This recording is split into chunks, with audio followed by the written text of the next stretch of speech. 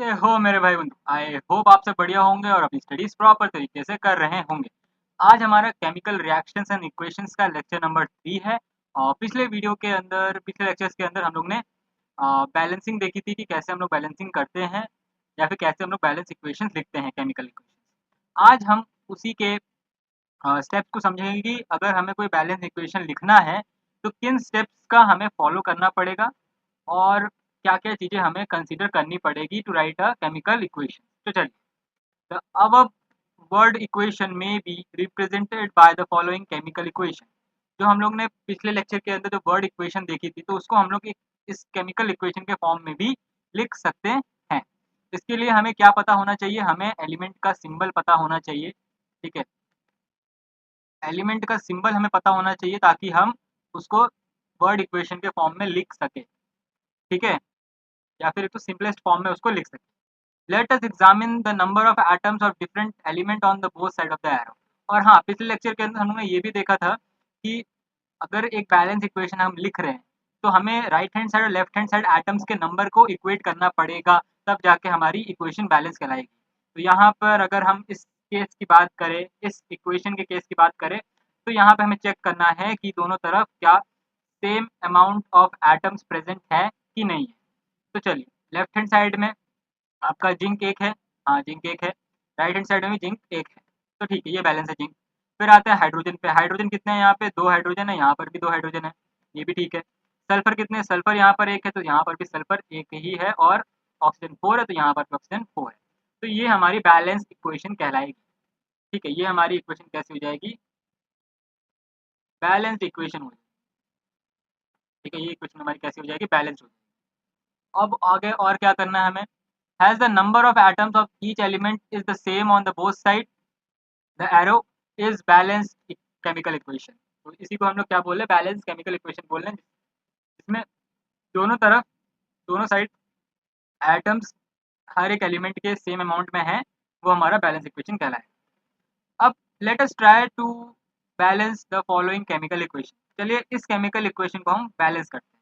तो यहाँ पर पहले मैं यहाँ पर आपको बैलेंस करके दिखा दे रहा हूँ, फिर सारे स्टेप्स वन बाय वन हम लोग रीड आउट करते चलेंगे और समझते हुए चलेंगे कि कैसे हमें एक बैलेंस इक्वेशन बनानी है। ठीक है, तो यहाँ पे हमें क्या देखना है? पहले तो देखना है कि कितने एलिमेंट हैं जिनका एटम के नंबर इक्वेट नहीं है। ठीक है, पहले वो ढूंढना है। तो यहाँ आप देख सकते हैं Fe1 है, यहाँ पे Fe3 है, O4 है, यहाँ पर O1 है, और H2 खाली यहाँ पे हाइड्रोजन बैलेंस्ड है। अब खाली हाइड्रोजन बैलेंस होने से हमारा ये बैलेंस इक्वेशन नहीं बन जाएगा। तो इसमें हम क्या करेंगे पहले? ठीक है, यहाँ पर 3 है, तो हम क्या करेंगे? यहाँ पर पूरे इक्वेशन को 3 से इंटू करेंगे। ठीक है, Fe को 3 से इंटू कर देंगे तो यहाँ पे Fe और H2 हमारा बन गया बराबर।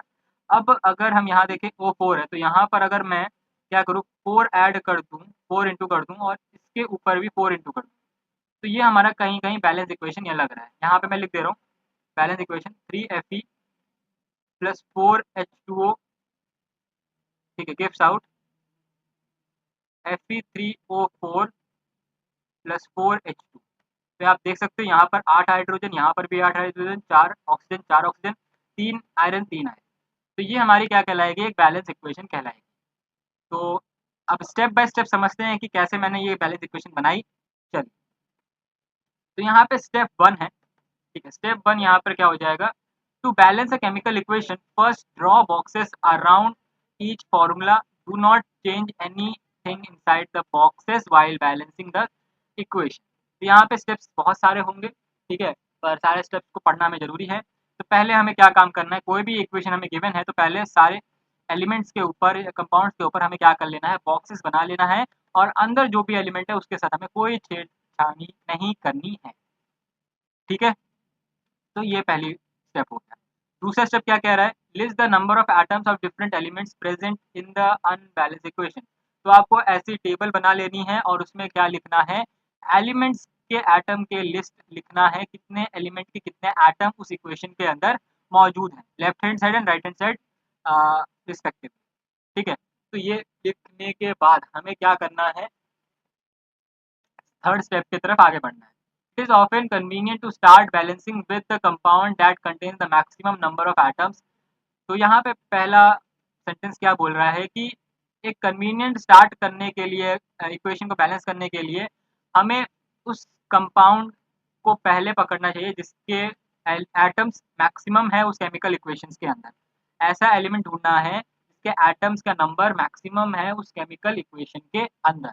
It may be a reactant और अ प्रोडक्ट, या तो वो रिएक्टेंट हो सकता है या तो प्रोडक्ट हो सकता है। In that compound select the element which has the maximum numbers of atoms. Using this criteria we select Fe3O4। तो इसी क्राइटेरिया को फॉलो करते हुए यहाँ पर हम देख सकते हैं Fe3O4 में जितने भी एलिमेंट है उनके एटम्स ज़्यादा मात्रा में मौजूद है and the element oxygen in it. अब उसके अंदर भी ऑक्सीजन की मात्रा यहाँ पर ज़्यादा है, ठीक है, 4 ऑक्सीजन है, ठीक है। Therefore 4 oxygen atoms on the right hand side and only 1 of the left hand side. यहाँ पर ऑक्सीजन लेफ्ट हैंड साइड में एटम उसका 1 है और राइट हैंड साइड में उसका एटम नंबर कितना है, 4 है। इस केस में हम क्या करेंगे यहाँ पर, to balance the oxygen atom, तो ऑक्सीजन एटम को बैलेंस करने के लिए हम क्या करेंगे, राइट हैंड साइड 4 से मल्टीप्लाई कर देंगे H2O को, ठीक है।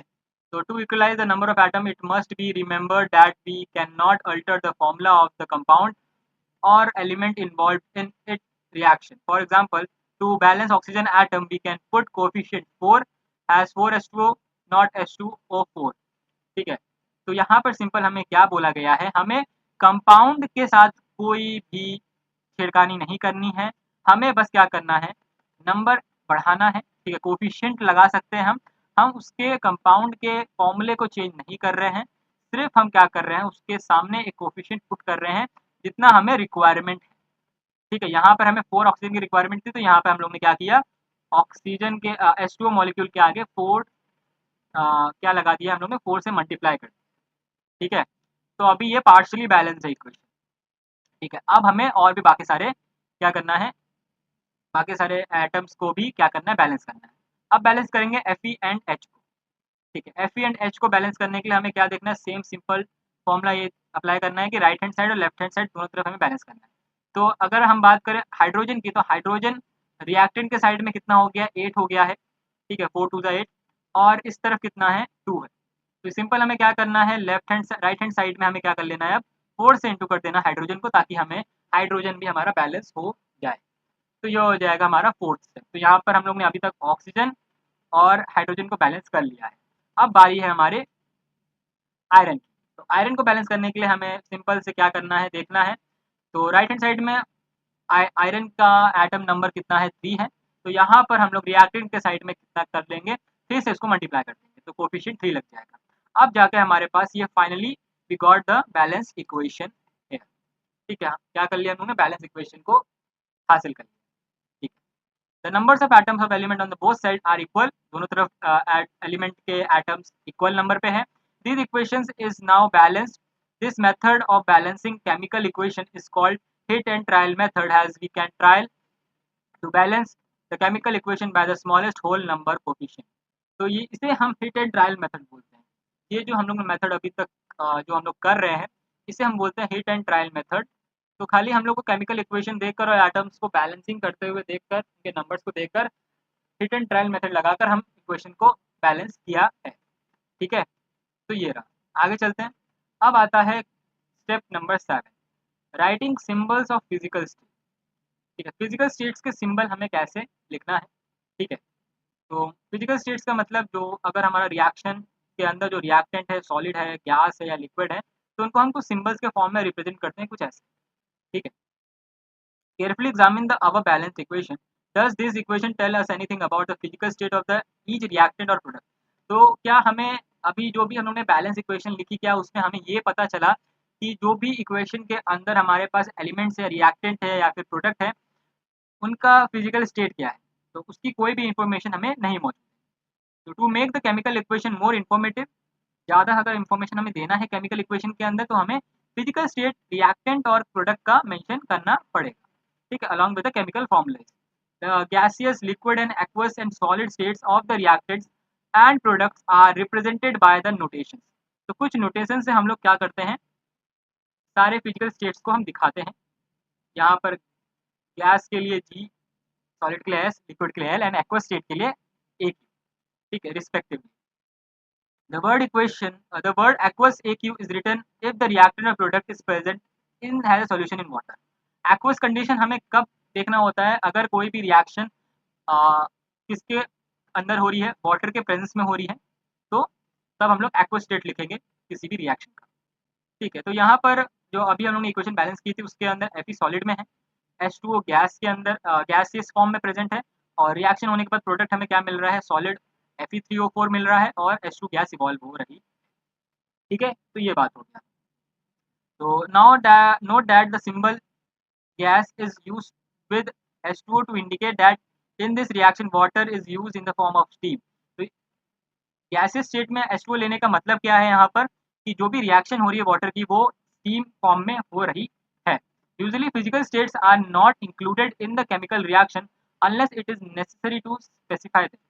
ठीक है, तो यहाँ पर क्या बोला जा रहा है कि फिजिकल स्टेट को, ठीक है, इंक्लूड नहीं किया जाता है केमिकल इक्वेशन के अंदर तब तक जब तक वो नेसेसरी ना हो, या फिर कोई हमें स्पेसिफिकली बोल ना रहा हो कि आपको केमिकल इक्वेशन के साथ उनकी फिजिकल स्टेट भी मेंशन करनी है।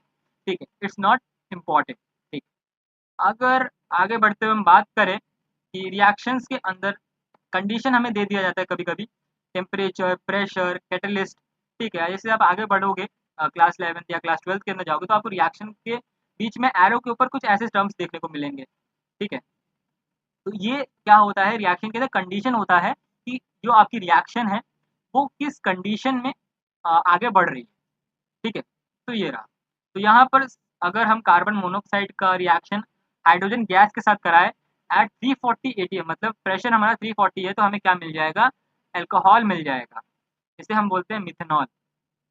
ठीक है, ये हमारा अल्कोहल मिल जाएगा।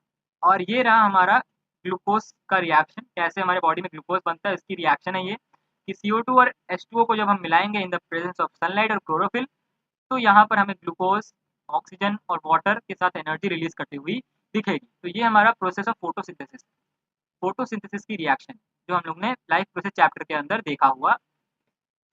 तो या that's it for today's lecture. तो आज के लेक्चर के अंदर हम लोग ने सारे स्टेप्स देख लिए कैसे हम लोग एक बैलेंस केमिकल इक्वेशन लिखते हैं। आई होप आपको आज का लेक्चर पसंद आया होगा, समझ आया होगा। मिलते हैं आपको नेक्स्ट लेक्चर में, तब तक के लिए बाय।